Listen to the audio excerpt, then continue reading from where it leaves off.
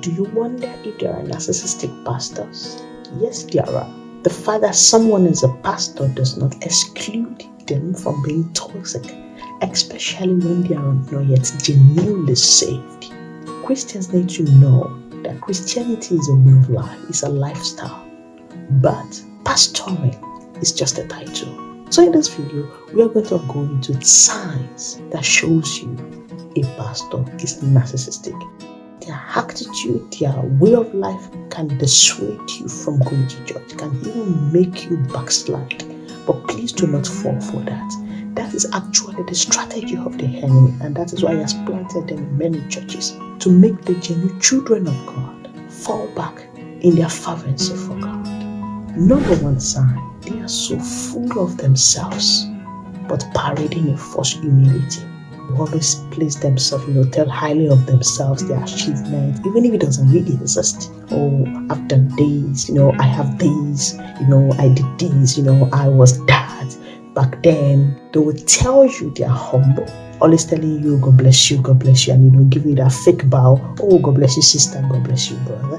Whereas in reality, they are so full of themselves. So their words are actually contradictory to their actions. Number two sign that you are dealing with a narcissistic pastor is they are so insecure, and they will go to any length to degrade, downgrade, humiliate any subordinate or any church member or worker, minister that tends to outshine them. That is one thing. If you are in a church and you see that the pastor is the Almighty, no one tends to express their gift above the pastor, then I'm sorry, you are in for a really, really big challenge.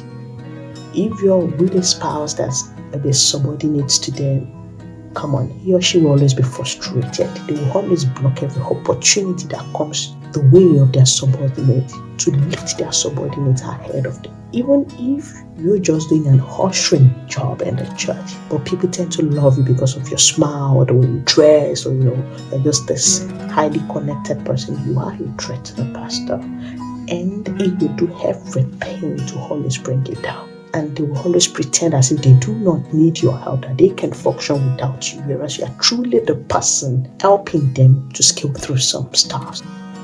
Number three sign, yes, they have anger issues. If you are a little bit close to a man of God that cannot control his anger, I am sorry, you are in for a long ride.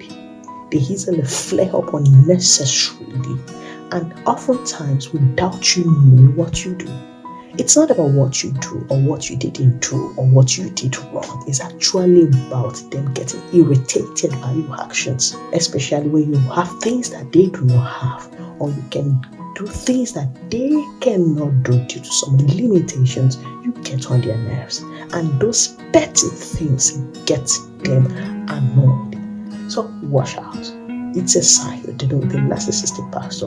They find it hard to contain their anger, and you always have them have an explosive expression, and you begin to wonder what's going on. But don't be shocked and surprised if someone should tell you that your pastor got mad at you because of the new pair of shoes you're wearing. And this will lead you to the next point. In a way to convey their anger, they will always use that shoe as the next topic in their preaching. I know this sounds funny, but to be honest with you, that's a very good sign of a narcissistic person. Their preachings, their sermons are always human character centric. When the man of God has lost his message, men becomes his message. It's already a big crime for us to leave what the Bible preaches to start preaching about men. Now it gets worse when we are now talking about the failures, the loopholes of others on the altar.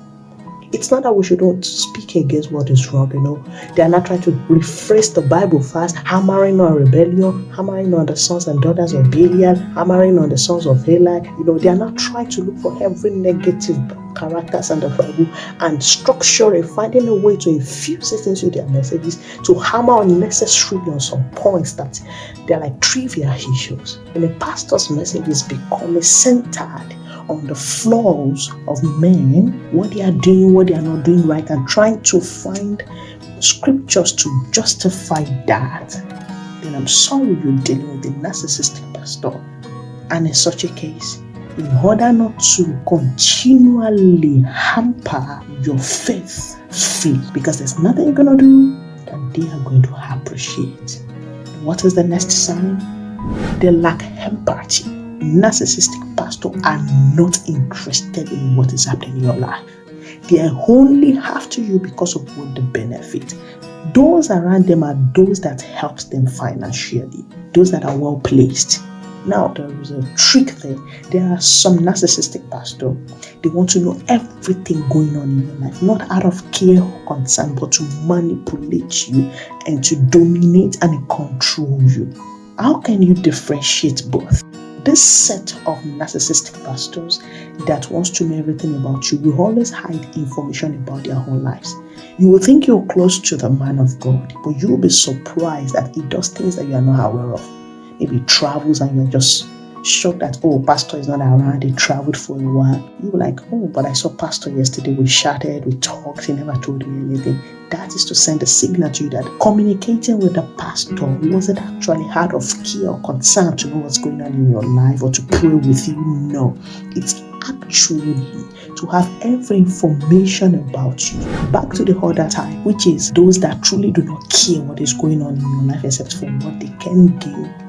You will say that no matter how you serve the church, you put in your life, your body, your resources, you do everything. Let's imagine you mistakenly fall sick. You are admitted on the hospital. You might spend a week or two in the hospital bed without seeing the pastor, without even a message from him. You might lose a loved one without even a message from the pastor.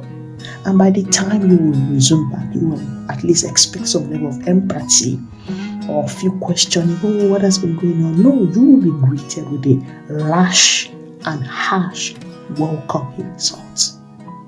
You might hear things like, oh, why would you allow this to happen in the church? Or you know that you are the holy one handling the treasury? Or why will you allow the money in the church account to get misplaced? Things like that. And you will begin to wonder what's more important, your life or your spiritual state or the church business. A pastor should be a shepherd watching over the sheep. Even when one gets missing, he should go any length to secure the other one, to rescue them from death, be it physical death, spiritual death, financial death, emotional death. No, but with a narcissistic pastor, I'm sorry, if you're expecting some level of empathy or understanding or sympathy from your pastor because you lost a loved one, I am sorry, you are on your own. A narcissistic pastor, a toxic pastor will never display that. Now the seventh sign. They are domineering and attention seekers. If there's anything that exposes a narcissistic pastor, is that everything must pass through their table. They must know everything. All their attention must be on them. Every commendation, every praises, every testimony must be about them, must glorify them. Though it shouldn't be too pronounced, but they must be the end result of everything. If something happens in church, it must be thanks to them. Even if it was glaringly thanks to someone else, you either acknowledge your pastor or you keep quiet about it. And they will always want everybody to obey them. They want to be the one to take the decisions on everything. If possible, on who washes even the church toilet, they must know about it. It's not a bad thing to have everything under control. There's a difference between having everything under control and controlling things and being domineering. They just want everyone to fuse about them, to almost worship them in a subtle way.